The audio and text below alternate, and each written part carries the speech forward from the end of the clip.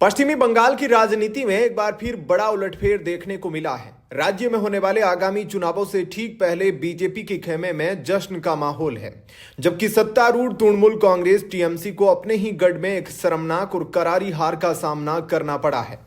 यह मुकाबला किसी विधानसभा सीट का नहीं बल्कि राज्य के सबसे प्रतिष्ठित संस्थानों में से एक कलकत्ता हाईकोर्ट क्लब के चुनाव का था, जहां वकीलों ने ममता बनर्जी की पार्टी को झटका देते हुए बीजेपी के पैनल पर भरोसा जताया है। इस जीत को बीजेपी के लिए बेहतरी और टीएमसी के लिए आगे के लिए खतरे के तौर पर देखा जा रहा है, क्योंकि इस उलटफेर को एक तरीके से शिक्षित वर्ग का फैसला माना जा रहा है। सियासी जानकार इसे वकीलों के फैसले से आगे बढ़कर देख रहे हैं। कोलकाता हाईकोर्ट क्लब के चुनाव में भारतीय जनता पार्टी ने कुल 10 में से 7 सीटों पर कब्जा जमाया है। अध्यक्ष पद पर बीजेपी समर्थित कलोल मंडल ने स्वतंत्र उम्मीदवार इम्तियाज अहमद को कड़े मुकाबले में हराया। मंडल को 666 वोट मिले, जबकि अहमद को 635 वोट प्राप्त हुए।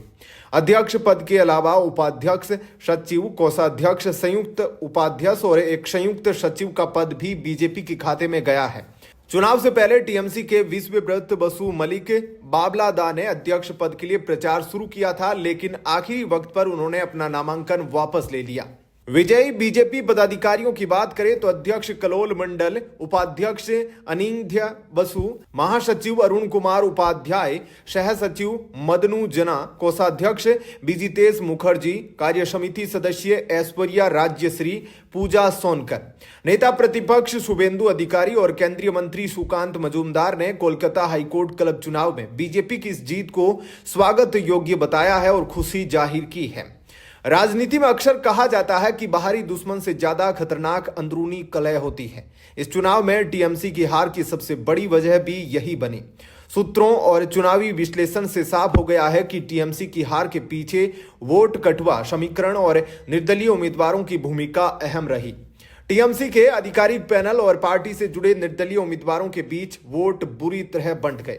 निर्दलीय उम्मीदवार जो तकनीकी रूप से टीएमसी का ही एक धड़ा थे, उन्होंने पार्टी के आधिकारिक के वोटों में सेंधमारी की। इस आपसी लड़ाई का सीधा और निर्णायक फायदा बीजेपी को मिला, जिसने अपने वोट बैंक को एकजुट रखा और जीत हासिल की। चुनाव के दौरान सबसे ज्यादा चर्चा सचिव पद को लेकर रही, जहां टीएमसी के भीतर मची अफरा-तफरी ने बीजेपी की जीत की राह आसान कर दी। शुरुआत में टीएमसी की तरफ से संजीव दा ने सचिव पद के लिए अपना प्रचार शुरू किया था। वे वकीलों के बीच जाकर वोट मांग रहे थे, लेकिन अचानक पार्टी आलाकमान या रणनीतिकारों ने फैसला बदला और उनकी जगह विश्वव्रत बसु मलिक को उम्मीदवार बना दिया।